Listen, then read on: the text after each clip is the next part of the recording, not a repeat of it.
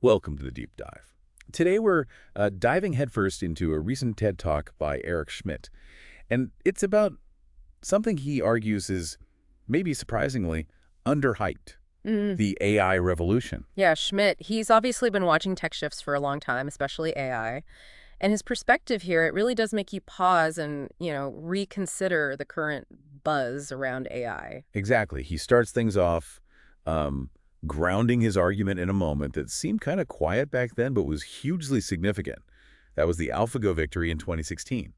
He even mentions a specific photo from that time in his talk. Oh, right, the photo. Yeah, an unassuming image, but for him, it marks a real turning point for, well, the planet, really. That picture, yeah, from the Go match. For Schmidt, it's like the moment we saw AI come up with a winning move. In a 2,500-year-old game. Exactly. A strategy no human had ever thought of. It showed a computer having, well, a new kind of insight. So the key takeaway there is that AI isn't just copying humans. It can actually, surpass us in surprising ways, invent totally new approaches. And that's really our mission in this deep dive, to unpack Schmidt's thinking. Why does he think AI's potential is still underestimated, even with all the hype? What are the big challenges, the dilemmas he sees? And what are the really exciting possibilities he envisions? Right. We'll look at his own observations, the rapid model progress, insights from experts like Yoshua Bengio, even some historical analogies. We want to give you that big picture without getting too bogged down in the super technical stuff. And Schmidt really draws from a lot in his own experiences, talks with top researchers, global trends. It's quite a comprehensive view we're getting into. Okay, so let's tackle that central argument head on. This AI revolution is underhyped. Now, it feels a bit counterintuitive, right? Everyone's talking AI, especially LLMs. Yeah. Schmidt even said to himself, for most people, ChatGPT was that oh my God moment for AI's language skills. But what's really interesting is Schmidt saying the true revolution goes way beyond just language.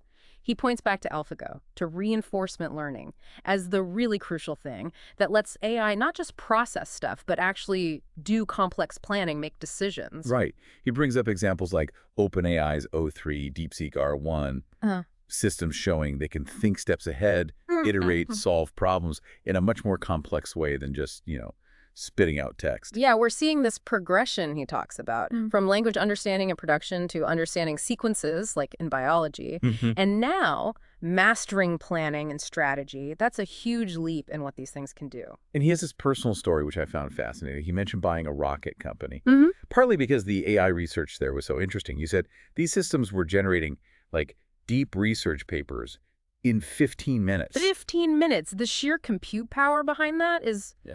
Well, it's hard to grasp. It really is, isn't it? Doing work in minutes that might take humans months. It just hammers home the speed of change. That anecdote really underscores the scale of what's happening. That 15 minutes isn't just 15 minutes, it's an incredible amount of processing. And his vision for the end state, AI agents running business processes, talking mostly in English, that paints a picture of, well, profound change. Okay, speaking of scale and power, Schmidt uses this great analogy. He calls AI systems hungry hippos. Yeah, constantly gobbling data and compute. He says they've basically eaten all the text on the public internet already, and we're struggling to build data centers fast enough. So what are the real limits here? Well, the biggest one, the most immediate one Schmidt points to is energy. He cites this projection. The U.S. alone might need an extra 90 gigawatts of power. That's like 90 nuclear power plants. 90? Wow. And the kicker is the U.S. isn't building any new nuclear plants right now. Zero. So that really highlights the challenge. The key point is stark. AI's growth is tied directly to our energy grid. It's a massive infrastructure issue. He even joked about looking to Canada for their hydropower. Right. But it drives the point home. This isn't just tech. It's infrastructure, policy, on a huge scale. And he mentions big data center projects elsewhere, too, like the Arab world, India. It's a global energy question. And, while algorithms might get more efficient, Schmidt brings up that old saying, Grove giveth, Gates taketh away. What do you mean? Meaning hardware speeds up, but software demands just eat up those gains. He specifically mentions planning algorithms needing maybe 100, even 1,000 times more compute power. So he sees this evolution. Deep learning, then reinforcement learning, now this test time compute idea. Yeah, where planning and learning happen together. That's sort of the peak computational demand right now in his view. And beyond energy, what else? Well, data becomes a limit, too. If you've processed all the public data, what next? The next phase, he thinks, likely involves AI generating its own data to learn from. But then he asked this really fundamental question, almost philosophical. What's the ultimate limit? The limit of knowledge itself. How does a computer have an Einstein-like breakthrough, seeing patterns across totally different fields? It's something he's working on, this idea of non-stationarity of objectives, dealing with goals that keep changing. That might be key. Non-stationarity of objectives. Okay. Current AI is great at optimizing within set rules. But real innovation, Schmidt points out, often means connecting disparate things, changing the rules entirely. That's the frontier AI is just starting to explore. And that question about true innovation naturally brings us to another critical point he raises: autonomy. How much independence do these systems have, and how do we stay in control? Which leads straight into this huge discussion point, autonomy and control. Yoshio Bengio recently called for a pause, on agentic AI systems that can act on their own. Exactly, Right. which is the direction many labs are heading. So what's Schmidt's take on it? Bengio's call seems ethically driven, the real worry. How does Schmidt handle that tension? Schmidt definitely acknowledges the concerns. He gets it. The idea of AI making decisions, taking actions without direct human. Okay. It raises big safety questions. He uses this analogy: what if an AI invents its own language? How would we even know what it's doing? Scary thought. The gut reaction, he says, would be to just unplug it. And he actually lists some criteria for when you might hit that panic button, like recursive self-improvement we can't follow. Right. That, direct access to weapons, and autonomous self-replication, those are his big red flags for losing control. Okay, so he sees the danger, but his solution isn't a moratorium. No. He argues that stopping development globally in such a competitive environment just isn't practical. Instead, he really hammers on the need for robust guardrails, things like provenance, observability, ways to track and understand what AI is actually doing. So his approach is more about steering it responsibly, transparently, rather than hitting the brakes entirely, which I guess leads us straight into another tricky area, the dual-use problem. AI for good, AI for not so good. Exactly. Civilian uses, military uses, it's inherent in the tech. And this brings up huge ethical and security challenges. He mentions the U.S. military's human-in-the-loop principle, an existing attempt to keep humans in charge of lethal force. And then he zeroes in on the big geopolitical dynamic, the U.S. and China. Yeah, the defining competition in AI.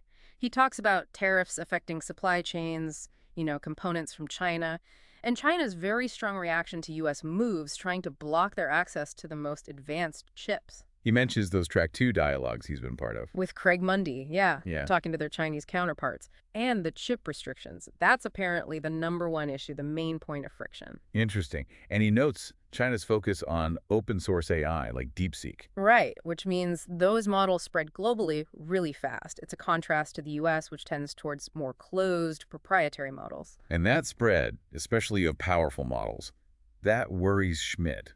Not just for cyber or bio risks, but even potentially nuclear conflict risk. He brings up Dr. Kissinger, mutually assured destruction, the danger of miscalculation when things move this fast. It's a sobering thought. He lays out this scenario: a good guy who's ahead in AI, and a bad guy who's behind. In a world with network effects where improvement accelerates, being behind could be terrifying. Yeah, the fear is that the one lagging behind might feel forced to do something drastic. Steal code, cyber attacks, infiltrate models, maybe even bomb data centers. He says it echoes current debates about preemption between nuclear powers. And he makes the point that our societal frameworks, our foreign policy, they just haven't caught up to this. And he thinks this reality could be here in, 5 years? That's what he suggests. It's coming fast. He calls open source AI a wicked hard problem. How do you balance letting researchers innovate with the risk of an Osama bin Laden getting hold of dangerous AI? So what's the current thinking on that danger? The consensus right now, as Schmidt relays it, is that today's open source models aren't yet a national or global danger, but they could get there. And he stresses really it's the U.S. and China driving this because of the huge investment needed. Europe, others, they don't have that same capacity right now. And that ties back to Dr. Kissinger's worry about an accidental war with China, like the sleepwalking into World War I. The stakes are incredibly high. Which brings up yet another tension, maybe one of the trickiest. Balancing moderation and freedom. Schmidt calls it the 1984 paradox, right? Solutions to prevent dystopia might start looking dystopian themselves. Exactly. Things like proof of personhood, content moderation at scale. How do you do that without building the ultimate surveillance state? It's a huge tension, especially when trying to stop misuse by, say, non-state actors. And Schmidt, he positions himself as a strong believer in individual freedom. Very much so. He warns how easily systems optimized for, say, safety or efficiency could end up restricting freedoms without us even realizing it. He argues that preserving human freedom has to be a core principle as we build this stuff. But what about the practical need for identity verification, especially with all the misinformation? He acknowledges that need, definitely. We need some way to know who's who online, but he stresses it doesn't have to mean collecting tons of personal data. He points to things like zero-knowledge proofs. Zero-knowledge proofs. Remind us quickly. Basically, it's a way to prove something is true without revealing the underlying information, like proving you're over 18 online without actually showing your birth date. It's a cryptographic technique that could let us prove personhood without sacrificing privacy. A potential solution, maybe. Okay, right. Let's shift gears a bit. Enough about the perils, maybe. Let's talk about the dreams. Channeling his book Genesis, what are the really exciting, positive possibilities Schmidt sees with AI? Oh, he gets genuinely excited here. Healthcare is a huge one. He talks about the real possibility of eradicating diseases, identifying all the druggable targets in the human body, speeding up drug discovery massively, and slashing the huge costs of those late-stage phase 3 clinical trials. That alone would be revolutionary. What else? Big science breakthroughs, maybe finally understanding dark energy, dark matter, revolutionizing material science, which could lead to better transportation, better everything, really. And education. That seems like a prime area. Absolutely. He envisions personalized AI tutors for every single person on Earth, in their own language, starting from kindergarten. He actually sounds a bit baffled that we don't have this already, suggesting maybe the economic case just hasn't been compelling enough yet. And globally. Thinking about access. Yeah, global healthcare access. Yeah. AI doctor assistants working with local nurses and doctors, again, in their own languages, bringing perfect or near perfect healthcare to remote areas. He even thinks AI could help with loneliness. He does. He sees the lack of connection in our digital world as a fixable problem, potentially with AI's help. Ultimately, Schmidt frames the arrival of AI, AGI, superintelligence, whatever you call it, as the biggest event in maybe 500, even 1,000 years, and it's happening now in our lifetime. So his big message is, we absolutely cannot screw this up. Okay, so let's play that out. We somehow manage not to screw it up. We get this future of radical abundance, recursive self-improvement. Yeah. What do humans do then? Does he buy into the universal basic income, life of leisure idea? He actually pushes back on that quite a bit. UBI, total leisure for all, not really his vision. He thinks basic human nature isn't going to change that much. We'll still have lawyers, politicians, artists, teachers, all kinds of jobs that just have incredibly powerful AI tools and platforms to work with. Interesting. So not obsolescence, but augmentation. Largely, yes. And he points to another factor. Declining birth rates in many developed countries. He sees that as a major economic challenge. And AI becomes crucial there to radically boost human productivity so we can support aging populations. Boost productivity by how much? Does he give numbers?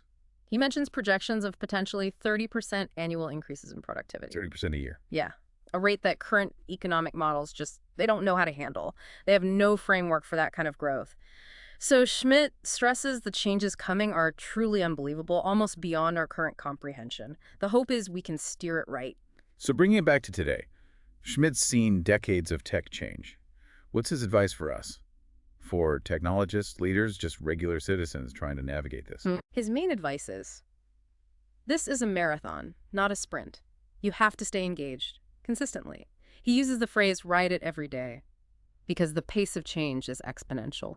What was true 6 months ago might be totally outdated now. So constant learning, constant adaptation. Absolutely. Yeah. He urges everyone, whatever your job, artist, teacher, doctor, business person, techie, you need to adopt AI quickly, integrate it, or risk becoming irrelevant. He even admits he's personally shocked by how fast things are moving sometimes. He gave an example, Anthropic's protocol. What's that? Allowing AI models to connect directly to databases. Sounds simple, but it's already disrupting industries built around accessing that data in older ways. Yeah. His point is, these kinds of transformative shifts are happening constantly now. You have to keep up. Okay, so let's try to wrap this deep dive up. We've gone through Eric Schmidt's TED Talk, his view that AI is seriously underhyped beyond just language. Right. We looked at the huge challenges, Yeah. energy, data limits, the really complex issues around autonomy, control, the US-China competition. That whole tension between safety and freedom.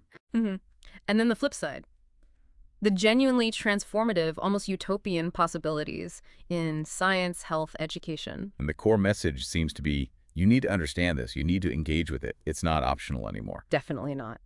So maybe a final thought for you, the listener, to mull over. If we really do see productivity increasing by, say, 30% per year consistently, what parts of society change the most? Work, education, government, personal lives. What gets completely reshaped, and what totally new things might humans start doing in a world that different?